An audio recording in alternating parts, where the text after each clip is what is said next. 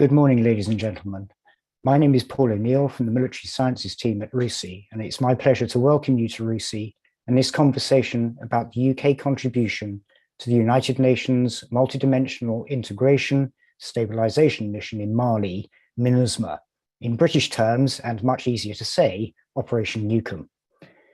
This is part of a series looking at the experience of UK forces on operations and moves us from the previous conversation about op-pitting, the evacuation from Afghanistan, and into other theatres. I think really importantly, given the integrated review and the government's commitment to do more with the United Nations, this one involves the British contribution to United Nations mission. The session focuses on the experience of the UK forces on Op NEWCOMBE 2, the second rotation, providing the long-range reconnaissance group. They provided the eyes and ears of the UN mission to help the main elements know how best to act in support of the people of Mali. I'm really delighted that we're going to be joined by three officers who are absolutely instrumental to that mission.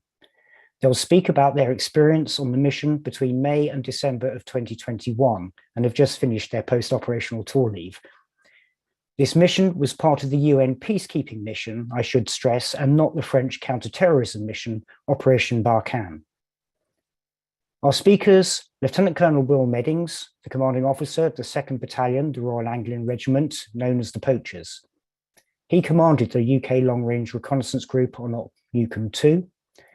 He took command of the Poachers in September 2019 and has deployed on operations in Iraq and Afghanistan. He leaves command in March this year and goes to the Africa Plans Desk of the Permanent Joint Headquarters at Northwood, obviously building on his experience from this deployment. Will hand over to Major Harry Willis, Officer Commanding of A, Lincolnshire Company, the 2nd Royal Anglian. Major Willis deployed on Op NEWCOMBE as the Officer Commanding the Long Range Reconnaissance Group's Light Mechanised Infantry Company. He took command in June 2020, having previously served in the United States and the Ministry of Defence. When Harry's finished, he'll pass over to Major Bryn Williams. Bryn was the Officer Commanding of C Squadron, 1st Queen's Dragoon Guards, the light cavalry squadron deployed in Mali on Operation NEWCOMBE 2 as part of that long-range reconnaissance group.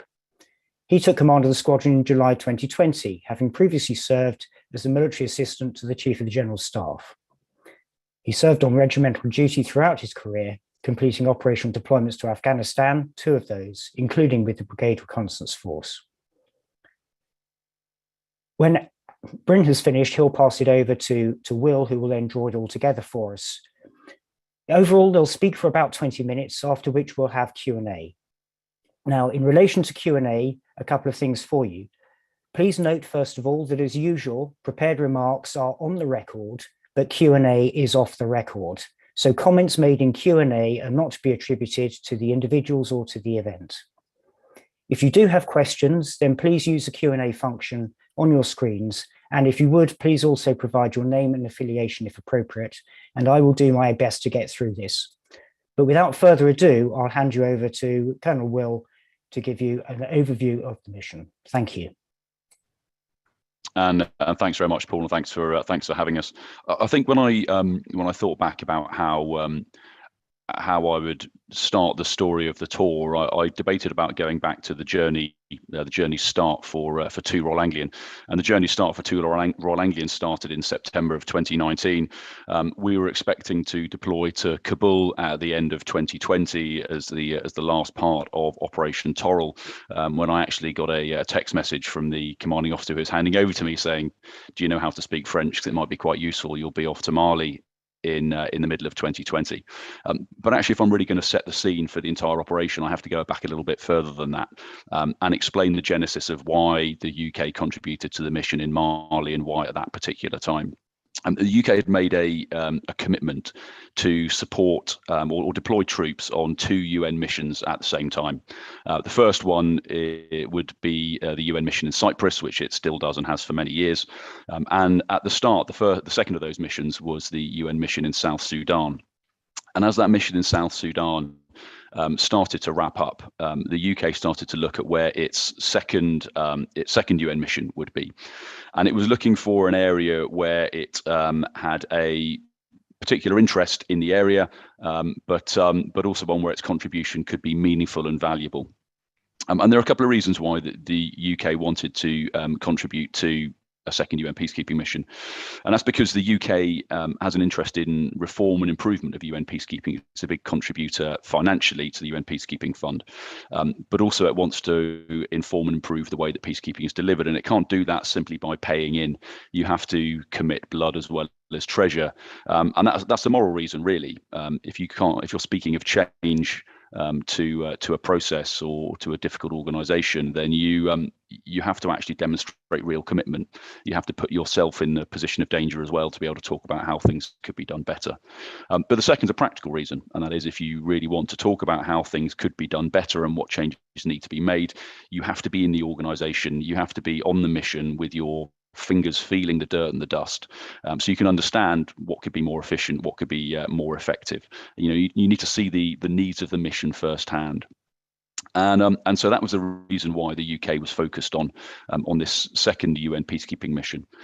They had to decide which mission then at that point it was that was taking place, one that had, as I said, a national interest that demonstrated commitment, and where the UK could fulfill a really useful role. And MINUSMA provided that. The UK has an interest in the Sahel, an interest in human trafficking, in crime, and of course that all focuses on, in a lot of ways, the effect of migration out of the Sahel into southern Europe and into the UK. Also, an interest is the UN's most dangerous peacekeeping mission. An opportunity to demonstrate real commitment, and then also it had implications in terms of peacekeeping reform. And if you could put the next slide, please. And the reason that we were interested in peacekeeping reform particularly is that a project was in place in MINUSMA, the Force Adaptation Plan, which looked at moving the peacekeeping force onto a more mobile footing. And that is providing an organization, almost a brigade type organization, that could move across the sector in which it's operating in a way that traditional peacekeeping normally doesn't, and normally stays in static locations. And that was exactly what the UK wanted to provide, something that could demonstrate this concept. This concept could work, and that was the Mobile Task Force. That was the high headquarters that we were part of. So all of these things drew together for MINUSMA to be the mission that it made the most sense for the UK to contribute to. And that was the reason why. Now, I debated talking a little bit about our pre-deployment training. If you could hit the next slide, please. I decided against it because I think the time would be better spent talking about the mission itself. But I suppose I would put up this picture just to demonstrate one of the truisms I've found in the last almost 20 years in the British Army, that if you're training for a summer mission in a hot country, it invariably means you're doing your pre-deployment training in the UK in the cold. And Bryn and Harry are probably both shivering as I am looking at that photograph as we practiced operating in 50-degree heat in the desert in Thetford training area. And I think in that photograph it was about -2 degrees, and we were waking up and breaking the ice off our sleeping bags. But such is the nature of training for operations, and it gave us exactly what we needed to get ready for deployment.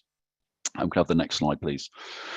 So a little bit about the LRRG, the Long Range Reconnaissance Group, a force of 250 soldiers and officers in the deployable part of the reconnaissance group, and around 50 soldiers in the national support element that provided a lot of the logistics and in-camp facilities and support. The 250 are made up of around 80 vehicles and 2 fighting companies, or fighting subunits, I should say. One light mechanized infantry company in Foxhound, and you can see the Foxhound in the photograph there, and that's the one that Harry commanded. And the second, a light cavalry squadron, and if you hit the next slide, that's a reconnaissance squadron. And indeed, you can see the vehicles in the picture there, the Jackals, the high mobility all-terrain vehicles, the Jackals and Coyotes. But the cavalry and infantry companies didn't just sit as themselves as they would come, so to speak, out of the box. I think what's most important was the other capabilities that came packaged with them as well. So they would head out, and you can see the vehicle flying the flag with a red stripe across it. That's the REME, the electrical and mechanical engineers, who provided the maintenance inside the subunit as they travelled. And sort of front and center there, the remote piloted air system Puma, which gave both of those subunits the capability of putting a drone, if you like, up into the air. that could then track any movement, could see what was going on, both reduce the threat to them and help understand what was happening. So both of them were very capable subunits, and one of them, of course, the light cavalry, well suited to crossing large tracts of open desert, whilst the light mechanized infantry company perhaps more suited to delivering a large number of people into urban areas, or helping with moving civilians around the area as well. And if you could hit the next slide, please. Of course, as you're traveling along these large distances, you need to be carrying food, fuel, water, and ammunition. We could carry around 21 days worth of that in the field. Depending on whether or not you're driving long distances, you may or may not run out of fuel. First of all, it sort of depended on the operation, the temperatures you were working in. We could operate out for 28 days, but I think after 21 days, we need resupply. And at 28 days, often what it was really about was the deterioration in equipment, and I would say even people as well. There was no reason you couldn't stay out longer than 28 days. But if you imagine the heat of the day as we first arrived out there, and for the majority of the tour was around 50 degrees at the hottest point of the day, sometimes very still days with no breeze. At night, that dropped to 35 degrees, and that would probably happen around 2 a.m. And it was probably around, at the hottest part of the mission, it's probably around 2 a.m. that it became cool enough for you to actually be able to sleep. And then, of course, the sun is up at 5 o'clock, burning you again, and almost impossible to rest during the day. So if you imagine there's no simple task in these sort of temperatures. Everything you're doing is constantly under the pressure of the elements. And over a period of time, if you're getting around 3 or 4 hours sleep a night and then getting up and operating full throughout the day, deterioration on people is really quite significant. So how would we operate? We tend to move out to an area of operations where we were patrolling, and that tended to be, and if you hit the next slide, please, beyond a town of Ansongo. And as I put this map up here, I can probably just break down a couple of areas that we'll talk about in this talk. Gao is more or less in the centre. If you move down sort of southeast, there's the town of Ansongo, and we operated between Ansongo and further south down into Labazanga, down at the border with Niger, and then all the way out east to Menaka. And what you'll notice on here are a few names that those who are veterans of Afghanistan will recognise. And what we've done is we placed over this map the outline of Helmand province with a few little towns in there that people will remember. So if you were to put Camp Bastion over Gao, which is where we were based out of, you will see that going as far as Ansongo was further than Lashkargah, probably perhaps similar to the distance to Sangin. And on the final operation that I'll talk about at the end, we went as far as Menaka. And so therefore you can get a bit of a feel for the sort of distances we're traveling in and what it takes to support ourselves over those distances. So we'd move out beyond Ansongo, that's around 100 kilometers, down to Labazanga, around 200, Menaka out to the east, around 250 to 300. And we would generally move the A1 and have that static for a couple of days, with the light cavalry and infantry patrolling out around the area. And when we felt we'd started to set patterns or been static in a location for too long, we'd move along again. The infantry operating in the small towns and villages, talking with the civilian population, whilst the light cavalry patrolled the open spaces, meeting nomads and smaller settlements out in the desert. And could you hit the next slide, please? And what was the job that we were doing? Well, we were finding and understanding the population, understanding their security needs, understanding their worries. We were finding and verifying armed groups. There are several armed groups in Mali that have signed the peace agreement. They are legitimately armed groups, and we would, as part of the peace process, stop them and check that they were legally armed, that the weapons they had were within the peace agreement. We also had a job to deter and disrupt what were known as tags, terrorist armed groups. And those are the groups such as ISGS and JNIM, who are Al-Qaeda affiliated, who are not acting inside of the Algiers Peace Accord. And in the area of the south, around Labazanga and Ansongo, it was ISGS, Islamic State in the Greater Sahel, that provided the greatest security risk to civilians.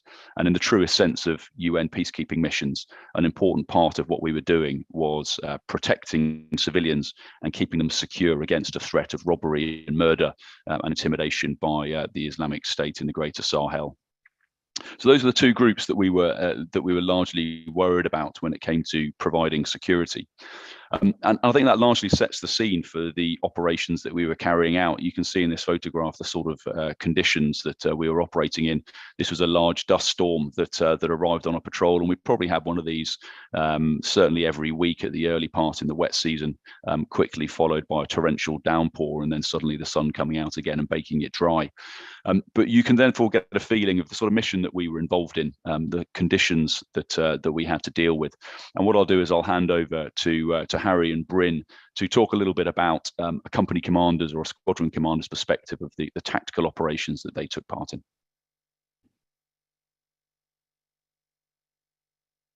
Thank you very much, sir. If I could get the next slide, please. So my intent here is to give you an overview and my personal perspective of an incident which shaped over 2 months of our total deployment.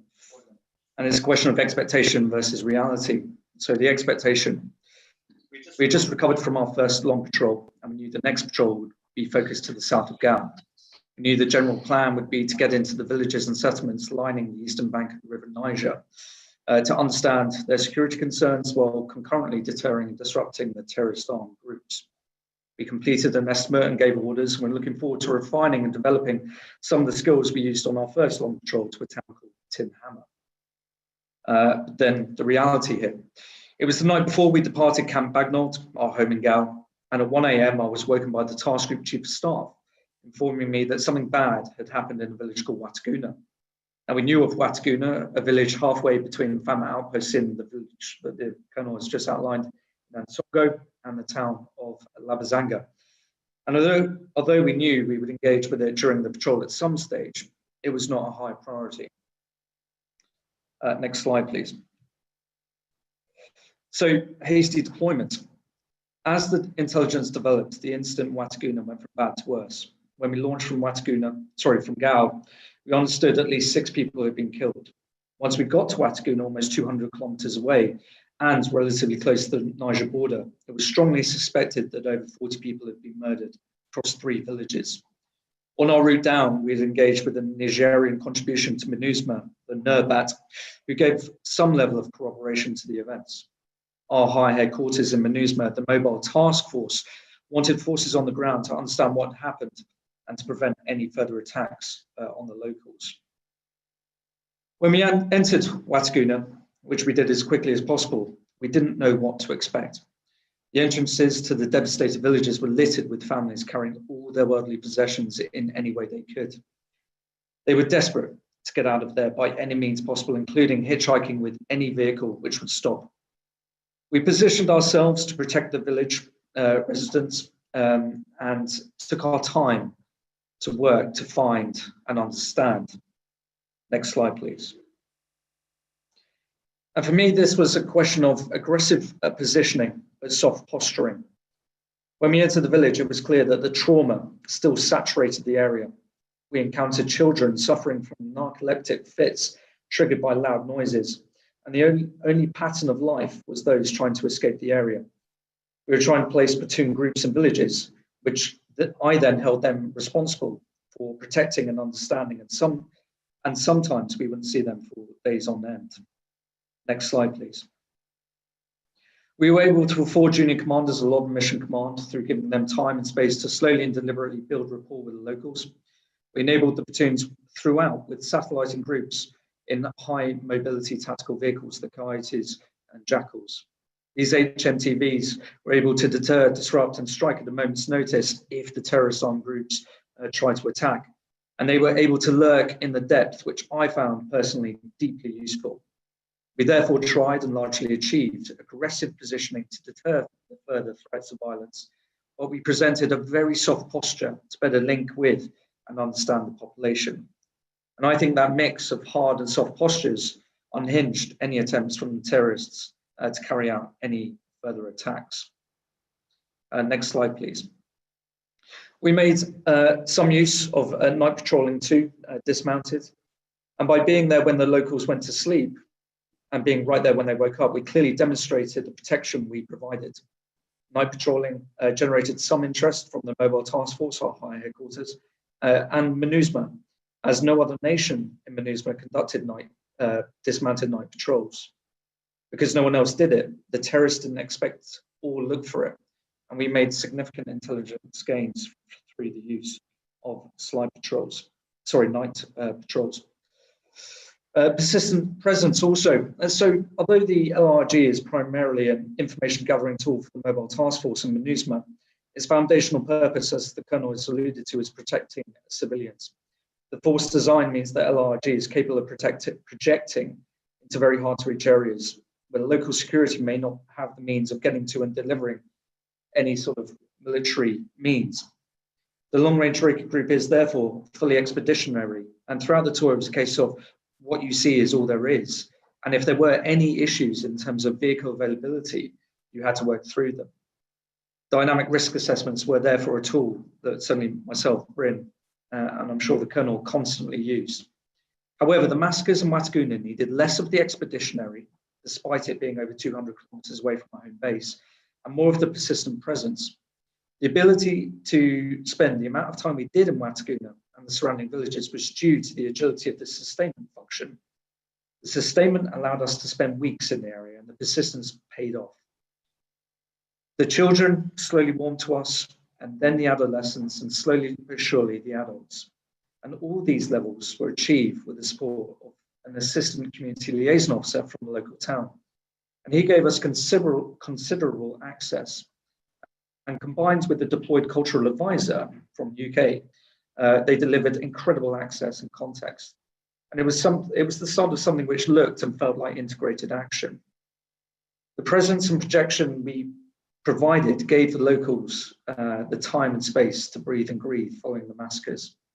And the engagements we had also allowed us to develop a relatively comprehensive understanding of what happened. Next slide, please. Once we understood the events surrounding the massacre and once MINUSMA processed the event, we were then tasked to support and enable a human rights investigation team. And we linked up with the civilian pillars of MINUSMA in Ansongo and integrated them into the company before moving south to the affected areas. We took them to Labazanga, a town on the Niger border, to understand the effects of the displaced people, and then to the affected villages themselves. In each village, we were able to support the investigation and also provide an in-depth understanding and talk them through our site exploitation, the human security situation, and the various grave sites in the area. The Human Rights Investigation team also allowed for a closer integration between the force, the civilian pillars, and including the UN police, the UN pole, and demonstrate the value of the LRG's speed and presence and persistence. Next slide, please. We departed Wataguna and returned to camp, having it handed over to the Jordanians. And it was around this time that the Mobile Task Force directed a constant presence in Wataguna and the surrounding villages. As part of an MTF effort, we deployed again on Opakara 2B into the area. But this time we would support 12 civilians from UNPOL, UK's Stabilisation Unit, community liaison and community liaison officers. With only 12 vehicles in the company group, the planning needed to maintain capabilities was pretty detailed. And we took the 12 civilians and were able to hand over our the detailed intelligence we had gathered. For me, this is what military success looks like in this type of operating environment and also in the aftermath of an atrocity. We can do some things very well as the military, but we are inherently limited in that the levers in which we can lead and have ownership to are pretty short-lasting. And the lasting benefits for those villages were held within the civilian domain. Next slide, please. One of the outputs of maintaining presence in the affected villages by the MTF was the really close integration we managed to generate with the Jordanians and specifically the Swedish to work together. And our time in the villages culminated with a joint patrol with the Swedish company out there. That's my part. I'd like to hand over to Bryn at this time. Thank you very much. Slide, please. Again, please. As very kindly mentioned, I was fortunate enough to be officer commanding of C Squadron, 1st Quintian Guards, who were deploying providing the light cavalry squadron in Mali for NEWCOMBE 2. I'd say I'm going to discuss and elaborate on the detentions which C Squadron conducted whilst we deployed in our third long-range patrol in Sector East, an operation called Makara 2 Bravo. Slide, please. Whilst there were two separate detention events, one at the beginning and one at the end of the patrol, the central themes and lessons learned surrounding the detention were very similar, and hopefully provide useful insight into the operating environment and nature of this UN peacekeeping tour. On each occasion, the locations we were operating in have been selected as a consequence of comprehensive and detailed human terrain reconnaissance and analysis, which included speaking to the civilian population and other key actors, including Malian armed forces known as FAMA and compliant armed groups, all in order to identify the best area to have a tangible impact on the terrorist armed groups. Slide, please. The squadron, alongside the task force, collaborated information from past patrols, spoke to a wide range of civilians through CASCONs, casual conversations, to gradually build up the intelligence picture. Slide, please. We also worked alongside civilian pillar experts who, as Harry's mentioned, were able to extrapolate a far greater wealth of information on the tags that we would have been able to achieve without their knowledge and insights. When this human terrain reconnaissance was meshed with J2 analysis, it provided the most suitable locations in which to have an effect on the terrorist armed groups. Slide, please. These key locations were identified as a forested area, a known insurgent transit route called Sorori Forest, and a town halfway between Manaka and Nsongo that we saw on the map earlier, called Indelamane, again associated with the tags. Once these locations were identified, we set about integrating capabilities at subunit level. This included intelligence specialists, as mentioned by the commanding officer, Puma UAS detachments, RMP, and other specialist capabilities. When combined with the light cavalry reconnaissance soldiers themselves, it was a formidable and effective subunit group which could attempt to have an impact on the tags in these locations. This grouping and mentality led to the establishment of the observation post matrix, which could be utilized throughout the operating environment, and a deliberate scheme maneuver at subunit level to either focus on civilian population or the tags themselves. Slide, please. Once the areas of insurgent interest were established and the capability of the squadron understood, the commanding officer of the LRRG, Colonel Will Meddings, generated an intent which enabled mission command, and thereby an effective employment of each subunit. The CO wanted to disrupt and deter the insurgency in order to protect the civilian population. Critically, the term cognitively disrupt was used to demonstrate that they wanted to ensure that the tags knew the freedom of movement and freedom of action was being limited, and thereby intending to provide a greater security bubble to the civilian population. This intent was pushed down throughout the estimates and orders process so it was fully understood. The squadron could then easily operate to this intent, well-resourced with capability and equipment, and a good understanding of the AO, all within the rules of engagement. As a task force and as a squadron, we were conscious that the UN had what we called a blast radius around them, where the insurgency would disperse on arrival and either passively report on our movements or extract altogether. This therefore meant surprise was the best manner in which to disrupt and deter the insurgency. It was with this planning in mind that the insursions initially were intentionally conducted on the first day of a phase. This is where areas where they hadn't seen UN presence for a while. In addition, the squadron conducted dispersion once arriving into the area of interest, which not only enhanced the footprint of the squadron, but also deceived the insurgency as to our presence. From here, we massed onto areas of interest, projecting the squadron at a time and a place of our choosing, therefore further surprising the tags. Throughout the dispersion and subsequent massing, the squadron employed cross-country tactical mounted maneuver. This used the ground to not only aid deception, but also to ease the movement across difficult terrain. Lessons learned on our conventional tactical courses on mounted maneuver were put to good use to identify the most suitable ground.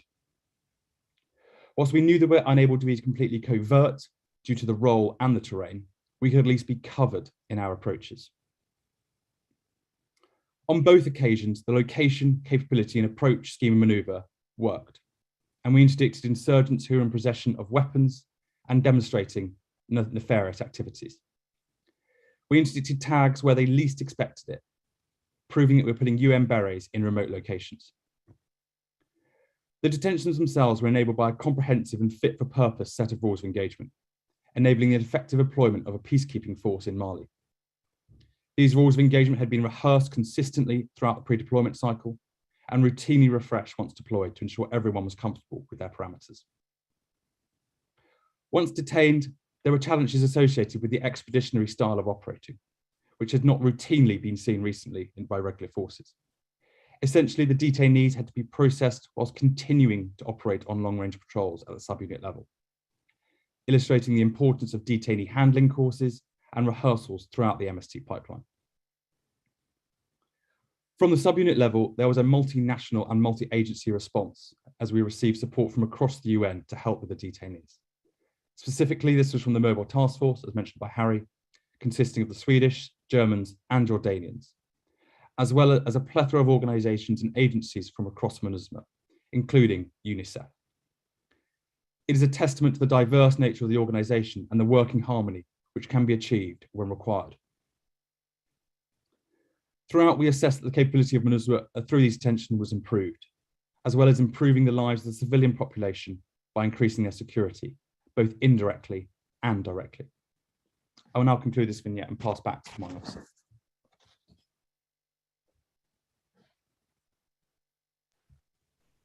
Thanks very much, Bryn. So, where does that take us for our final operation?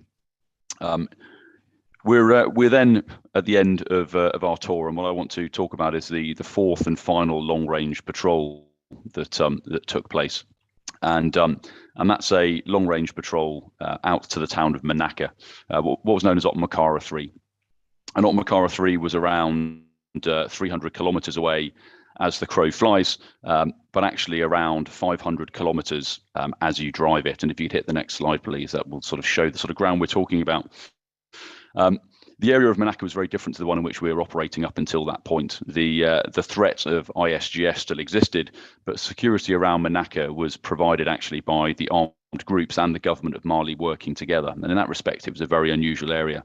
The Malian army, pro-government militias and anti-government militias all existed together in what you might describe as an uneasy peace, providing security for the population. In order to get there each day, we would wake up at dawn or just before, drive throughout the day, and then finish around dusk, having covered between 60 and 80 kilometers of tough cross-country driving, including identifying crossings of wadis that hadn't been recce'd previously, and finding a way through before moving on the other side. We then spent the next evening working to fix the vehicles, and whilst this photograph here isn't actually from this patrol, you can see the sort of work that could be carried out in the field and frequently was. Here working on the inside of a vehicle that needed repair before moving off again. And quite often that repair on the vehicles would last well into the night because they'd have to cool before the mechanics could get deep into the mechanical parts. After repairing the vehicles, we then move off the next day. And the important thing about this 500-kilometer route was that the first half had already been recce'd. Bryn and his team had covered the first route previously to ensure that we could make that to take that route. But the second half had only been recce'd by air. And so one of my major concerns was that we would make it halfway the area that Bryn and the light cavalry had recce'd. And then as we got closer to our destination, we find a piece of ground that was particularly tough or almost impossible for us to get through. And indeed, that was exactly what happened. We managed to make between 60 to 80 kilometers each day, but the last 50 kilometers, the ground was extremely soft, sand dunes, heading in all sorts of directions, just held together a bit by some of the grass that was growing there. And what happened in the last 2 days that we covered around 30 kilometers in a 2-day period over particularly tough 2 days. At one point, indeed, we winched just less than a dozen trucks across a wadi and over a sand dune at the other side as the going became so bad that only the most mobile of the vehicles could really make distance in a day. You hit the next slide, please. We arrived then into Manaka camp on the 7th day, 7 days of long, hot and tough driving. The camp around Manaka is heavily IED'd, and as a result, the EOD team that we had with us cleared a route in, and you can actually see in this photograph, it's us leaving Manaka camp. Again, on exit, we also cleared a route that we knew would be safe from IEDs. And because they had provided that, it gave us a safe route in and out of camp, and it allowed us to spend around a week patrolling in the villages and the rural areas around Monaco, meeting the population and meeting the armed groups. The UN head of mission was particularly interested in which armed groups had influence in which areas, because as we then thought elections were probably approaching, that would be likely to crystallize the laydown of power in Monaco. And so for him, talking with the armed groups was really important, and that's exactly what we ended up doing. And Harry's company in particular found themselves sitting and drinking tea with armed groups, proving that soldiers of whatever nationality always have something they can share and talk about. Whilst Bryn moved out into the distant parts of the Monaco circle in order to speak to the rural population and see who they had seen as armed groups as well. Next slide, please. And next again. From there, of course, the same return journey then had to be delivered, and the SVR, the support vehicle recovery that you can see there, was absolutely critical in getting some of those vehicles back. Given the distances we'd covered, there were a few days we had to tow a vehicle around the middle of the day, and then at night stop and repair it. I think we were able to achieve this final mission because of the increase in experience that we'd had over the period of the deployment, dealing with the heat, dealing with the terrain, and I mean the heat both into heat and terrain, both in terms of for the people and the vehicles, but also understanding logistics. And I think a really good indicator of how we developed the understanding of vehicle breakages in theatre was that on the first patrol, 40% of breakdowns that required spares, we held the spares for. The remainder had to be either towed back or given a short fix. On the final patrol, this patrol back from Monaco, 90% of breakages that required spares, we held those spares for, which meant that actually when the task group returned back into camp, and we expected after a 1,500 kilometre drive that we would need a serious period of rehabilitation, actually the entire task group was in a remarkably good condition, ready to hand over to the next task group. So in summary then, and if you hit the next slide, please, and the final slide, what were my reflections on the end of the tour? I mean, we achieved a great deal. We achieved a lot of what we set out to do. And what's up there on the screen is the slide I always used in presentations when we had VIP visitors. What I was aiming for, delivering blue berets in hard to reach places and persisting, not just getting there, but as Harry said, staying in place to protect the population. A force that not only finds but acts, and I think Bryn has spoken to some of that. His was a recce force, but it was also a force that could put in place a matrix of observation posts, which he could then act on, or perhaps Harry could then act on. A combination of a recce force and an infantry force can deliver that. And then finally, the third one there, delivering intelligence products to the whole of MINUSMA. This idea that Harry talked of supporting the civil pillars and supporting the whole force. We weren't just there to understand what was needed for the military force, we were there to understand what the civilian pillars needed. And then in the fourth line there, absolutely support integration with them. And perhaps whilst the final patrol out to Monaco was the most demanding one we did, the standout patrol or the standout actions were really those around the Wataguna massacre, where the infantry company was delivering civilians and human rights investigations.